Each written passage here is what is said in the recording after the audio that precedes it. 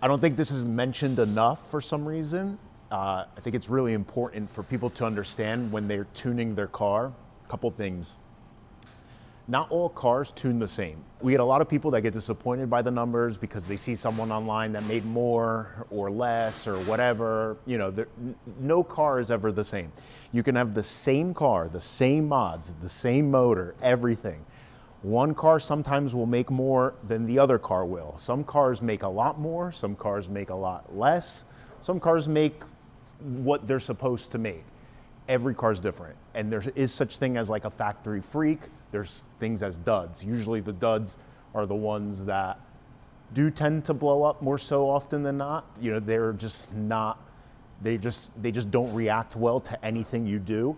And that's a reality of things, because you get a lot of people that, you know, you'll get a car, you know, they want to blame the tune, right? Or they want to blame anything.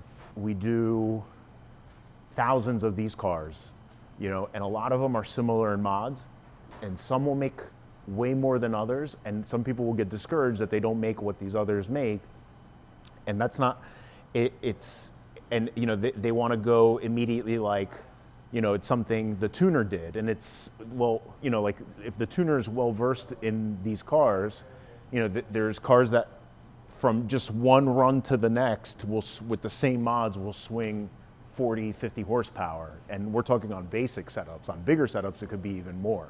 Come into your tune with realistic expectations of that the car might not make what you think it will, and it might just be the way it is, right?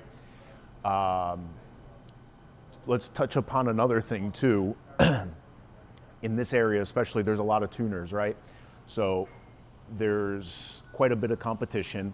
And, you know, Junior, who tunes for us, he obviously is someone that is known for, you know, making fast Subarus, right? So a lot of tuners are threatened by that, and they use the excuse that Junior tunes for power and tunes aggressively, and it's really them covering up their lack of tuning prowess and why they can't make a lot of power on the car.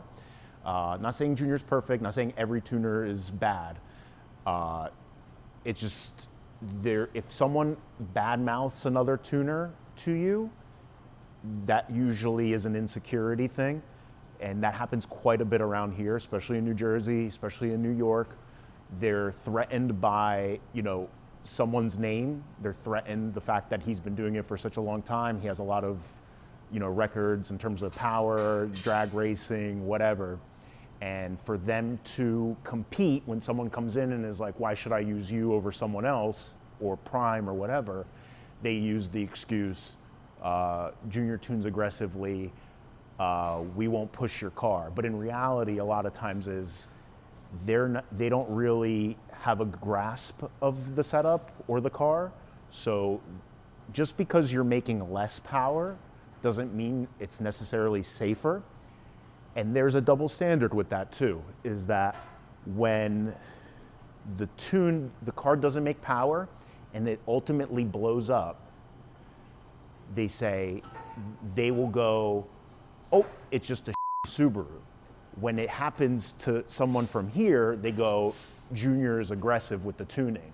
That's not a fair assessment, and that's quite the double standard, and I see it all the time.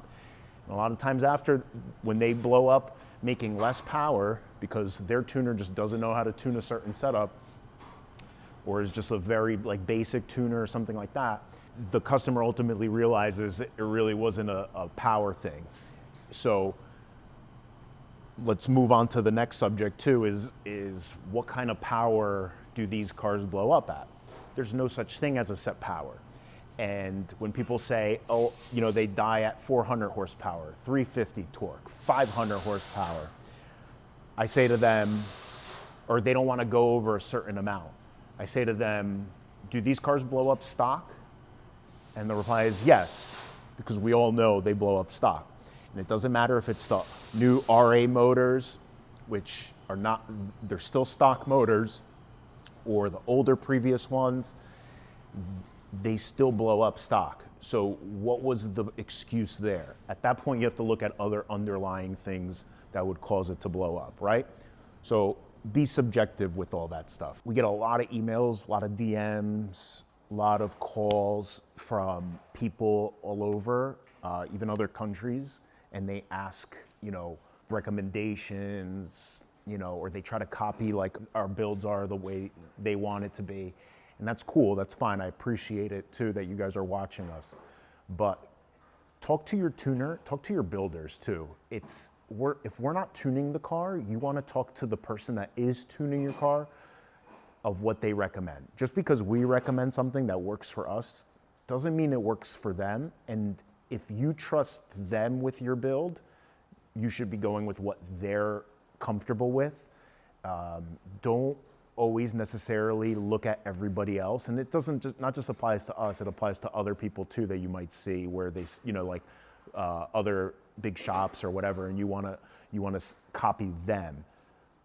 If we or they are not tuning your car, talk to the person who is and see, is this something, list it out to them, be like, is this something you recommend? Should I change something?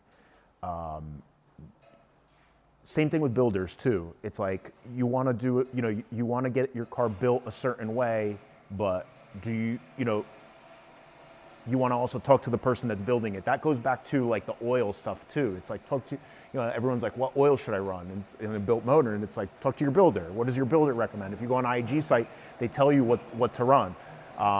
Follow their guidelines. That's what works for them. That's what they prefer. That's what you want to do too, Recap from before, because I had a phone call, and I forgot to mention it, is stop comparing numbers from other shops. And it's just because it's a Mustang dyno and they're both Mustangs, they don't read the same. This one honestly reads definitely higher than like a fresh, traditional Mustang. It's very well worn in at this point. Dyno jets don't all read the same. And just like a car might not make the same power as the next car, every dyno doesn't make the same power. So don't go chasing numbers from other places. Don't go chasing numbers, whatever you see online. It's if your tuner thinks that that's what is safe for you, he's probably right. And don't get caught up on the dyno number. The number means so little. This is a tool used for us to be able to tune the car safely, so you don't have to go do pulls on the street and get data logs and email to your tuner, et cetera. So he has a hand, he could do it in a safe environment. The number is just a byproduct of it, and they vary. Just like, again, same dyno, different car, same setup, they're gonna vary. A Mustang dyno in Kansas is gonna read differently than a Mustang dyno in New Jersey, even though they're the same. It's the same thing applies. There's so much more to it. It's also the calibrations. I calibrate per car actually. And I calibrate weather per car too. So when you see like our dyno numbers, it says like WCF, that's like with the correction factor. I adjust constantly for humidity, et cetera. So I try to get the most accurate with weather correction as possible. So people, it's as accurate as possible. And because of that, it will also vary day to day, So keep that in mind as well. Elevation, all that. Everyone's pocket watching their dyno numbers. It's like don't worry about that. If the car feels good, the car feels good. If your tuner is happy with the car, you should be happy with the car too. If you're not happy with the car, explore different options. But everyone's so caught up on that little number, and it varies car to car and it varies dyno to dyno as well.